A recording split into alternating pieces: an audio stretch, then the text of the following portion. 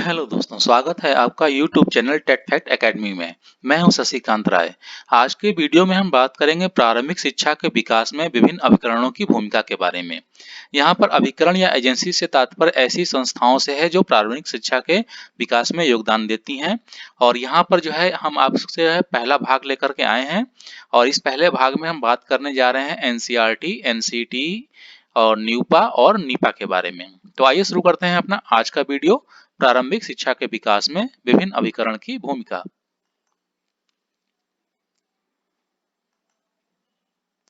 राष्ट्रीय शैक्षिक अनुसंधान एवं प्रशिक्षण परिषद, इसका शॉर्ट नेम है एनसीईआरटी।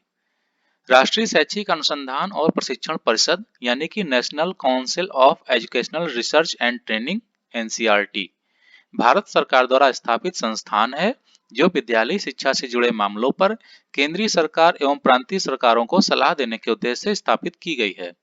यह परिषद भारत में स्कूली शिक्षा संबंधी सभी नीतियों पर कार्य करती है। इसका मुख्य कार्य शिक्षा एवं समाज कल्याण मंत्रालय को विशेषकर स्कूली शिक्षा के संबंध में सलाह देने और नीति निर्धारण में मदद करने का है। इसके अतिरिक्त एनसीईआरटी के अन्य कार्य हैं शिक्षा के समूचे क्षेत्र में शोध कार्य को सहयोग और प्रोत्साहित करना, उच्च शिक्षा में प्रशिक्षण को सहयोग देना, स्कूलों में शिक्षा पद्धति में लाए गए बदलाव और विकास को लागू करना, राज्य सरकारों और अन्य शैक्षणिक संगठनों को स्कूली शिक्षा संबंधी सलाह आदि देना और अपने कार्य हेतु प्रकाशन सामग्री और अन्य वस्तुओं के प्रचार की दिशा में कार्य करना। इसी तरह भारत में शिक्षा से जुड़े लगभग हर एक कार्य में एनसीईआरटी की उपस्थिति किसी न किसी रूप में रहती है। अन्य शैक्षणिक संस्थान एनसीईआरटी के सहयोगी के तौर पर कार्य करते हैं, जो इस प्रकार हैं: राष्ट्रीय शिक्षा संस्थान नई दिल्ली, केंद्रीय शिक्षा प्रौद्योगिकी संस्थान नई दिल्ली, पंडित सुंदरलाल शर्मा केंद्रीय व्यावसायिक शिक्षा संस्थान भोपाल, क्षेत्रीय शिक्षा संस्थान अजमेर, क्षेत्रीय शिक्षा संस्थान भोपाल, क्षेत्रीय शिक्षा संस्थान भुवनेश्वर, क्षेत्रीय शिक्षा संस्थान मैसूर, उत्तर पूर्वी क्षेत्रीय शिक्षा संस्थान शिलांग। इसके अलावा महिला शिक्षा विभाग, the department of women studies, जो महिला शिक्षा के क्षेत्र में कार्यरत है, इस दिशा में यह संस्था नीतिगत बदलाव और सलाह का आदान प्रदान करती है। यह विभाग भी केंद्र और राज्यों के साथ मिलकर महिला शिक्षा के क्षेत्र में गत 2 दशक से कार्य कर रही है। एनसीईआरटी का जो मुख्य सिद्धांत है वह है विद्या मृत्युमुच्यते, और इसका मुख्यालय नई दिल्ली में है। और इसके साथ ही एनसीईआरटी की जो आधिकारिक भाषा है हिंदी, इंग्लिश और उर्दू है। राष्ट्रीय शैक्षिक अनुसंधान एवं प्रशिक्षण परिषद के उद्देश्य एवं कार्यों को निम्नांकित रूप से समझा जा सकता है: स्कूली शिक्षा के विभिन्न स्तरों के लिए पाठ्यपुस्तकों का निर्माण करना, स्कूली शिक्षा के विभिन्न स्तरों के उद्देश्य निश्चित करना, स्कूलों में विज्ञान की शिक्षा हेतु विज्ञान किट तैयार करना, प्रतिभा खोज परीक्षा और जवाहर नवोदय विद्यालय प्रवेश परीक्षा का संपादन करना, प्रौढ़ शिक्षा के क्षेत्र में तकनीकी सहयोग प्रदान करना, राष्ट्रीय पर्यावरण शिक्षा कार्यक्रम में तकनीकी सहयोग प्रदान करना। राष्ट्रीय शिक्षक शिक्षा परिषद एनसीटीई 1973 के पूर्व राष्ट्रीय अध्यापक शिक्षा परिषद की भूमिका अध्यापक शिक्षा से संबंधित सभी विषयों पर केंद्रीय और राज्य सरकारों के लिए एक सलाहकार निकाय के रूप में थी। परिषद का सचिवालय राष्ट्रीय शैक्षिक अनुसंधान तथा प्रशिक्षण परिषद यानी एनसीईआरटी के अध्यापक शिक्षा विभाग में स्थित था। राष्ट्रीय शिक्षा नीति एनपीई 1986 और उसके अधीन कार्य योजना में अध्यापक शिक्षा प्रणाली को सर्वथा दुरुस्त करने के लिए पहले उपाय के रूप में संवैधानिक दर्जे और अपेक्षित संसाधनों से युक्त राष्ट्रीय अध्यापक शिक्षा परिषद की कल्पना की गई थी। एक सांविधिक निकाय के रूप में राष्ट्रीय अध्यापक शिक्षा परिषद अधिनियम 1993 के अधीन 1993 का 73वां संशोधन राष्ट्रीय अध्यापक शिक्षा परिषद 17 अगस्त 1995 से अस्तित्व में आई।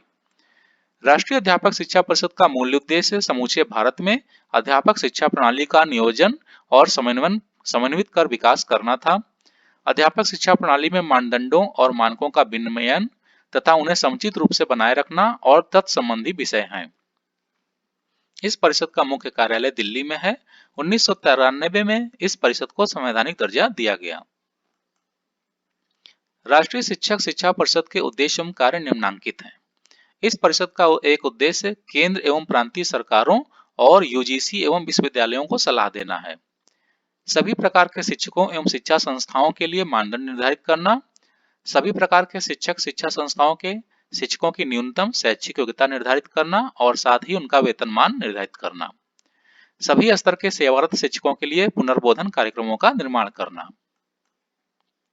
राष्ट्रीय शैक्षिक योजना एवं प्रशासन विश्वविद्यालय न्यूपा NUEPA राष्ट्रीय शैक्षिक योजना एवं प्रशासन विश्वविद्यालय national university of educational planning and administration यानी कि न्यूपा शैक्षिक योजना और प्रशासन के क्षेत्र में केंद्रीय मानव संसाधन विकास मंत्रालय द्वारा स्थापित भारत ही नहीं दक्षिण एशिया का प्रमुख संगठन है, जो शैक्षिक योजना एवं प्रबंध के क्षेत्र में क्षमता विकास और शोध कार्य में संलग्न है। भारत सरकार ने अगस्त 2006 में इसका उन्नयन करके मानद विश्वविद्यालय का दर्जा प्रदान किया ताकि यह स्वयं उपाधि प्रदान कर सके। न्यूपा भारत सरकार द्वारा पूर्णतः वित्त पोषित है।